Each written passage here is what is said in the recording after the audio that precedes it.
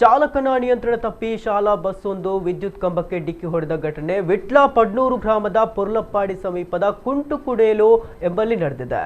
ವಿಟ್ಲದ ಖಾಸಗಿ ಶಾಲೆಯ ವಿದ್ಯಾರ್ಥಿಗಳನ್ನ ಕರೆದುಕೊಂಡು ತೆರಳುತ್ತಾ ಇದ್ದ ಬಸ್ಸು ಕುಂಟುಕುಡೇಲು ಇಳಿಜಾರಿನ ರಸ್ತೆಯಲ್ಲಿ ತಾಂತ್ರಿಕ ದೋಷದಿಂದ ನಿಯಂತ್ರಣ ತಪ್ಪಿ ನೇರವಾಗಿ ಕೆಳಗಡೆ ಚಲಿಸಿದೆ. ಬಳಿಕ ರಸ್ತೆಯ ಬದಿಯ ವಿದ್ಯುತ್ ಕಂಬಕ್ಕೆ ಡಿಕ್ಕಿ ಹೊಡೆದಿದೆ. ಈ ಬಸ್ನಲ್ಲಿ ಸುಮಾರು 15ಕ್ಕೂ ಅಧಿಕ ವಿದ್ಯಾರ್ಥಿಗಳಿದ್ದು ಅದೃಷ್ಟವಶಾತ್ ಯಾವುದೇ ಪ್ರಾಣಹಾನಿ ಸಂಭವಿಸಿಲ್ಲ ಎಂದು ತಿಳಿದು ಬಂದಿದೆ. ಘಟನೆಯಲ್ಲಿ ಬಸ್ ಹಾನಿಗೊಂಡಿದ್ದು ವಿದ್ಯುತ್ ಕಂಬ ತುಂಡಾಗಿ ಬಿದ್ದಿದೆ.